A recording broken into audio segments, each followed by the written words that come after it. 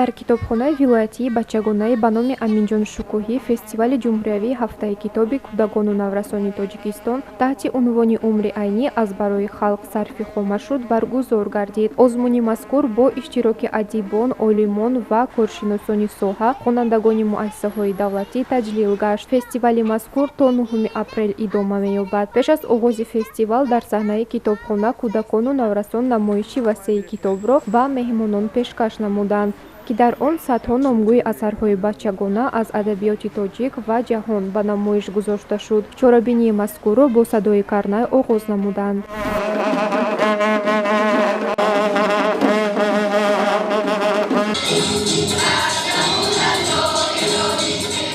хонандагони фаъоли муассисаи таҳсилоти миёнаи умумии рақами 11, 18 ва 28 иштирок намуда маҳорати хешро нишон доданд. хонандагон аз ашъори шоирон, шеър ва сурудхонӣ намуда, ҳамчунин якчанд намоиши саҳначаҳо аз асарҳои Садриддин Айнӣ пешкаши адибон карданд. кӯдакону наврасон бо адибони шинохтаи тоҷик суҳбат намуда, таъссуроти хешро доир ба китобҳои хондаашон баён карданд.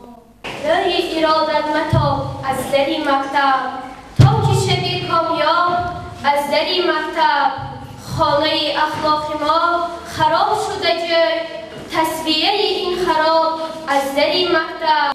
дар рафти фестивал хонандагон фаъолона иштирок намуда маҳорати хешро дар сатҳи баланд пешкаши меҳмонон гардониданд. ҳадаф аз баргузории ин фестивал ҷалби насли наврас ба мутолиаи китоб, баланд бардоштани сатҳи фарҳангӣ иттилоотии кӯдакону наврасон, ҷавонон ва ба ин васила дар замири онҳо тарбия намудани ҳисси ифтихори миллӣ, ватандӯстӣ, гиромидошти арзишҳои милливу умумибашарӣ мебошад. ёдовар менамоем, ки рӯзҳои дигари фестивал дар дигар шаҳру ноҳияҳо аз ҷумла Шаҳристон, Гулистон, Ҷаборрасулов, Конибодом, Бобоҷон Ғафуров, Спитамен баргузор мешавад. ҷанбасти фестивали ҷумҳуриявии ҳафтаи китоби кӯдакон ва наврасони Тоҷикистон дар пеш буда, беҳтаринҳо бо тӯҳфаҳо қадршиносӣ хоҳанд гашт.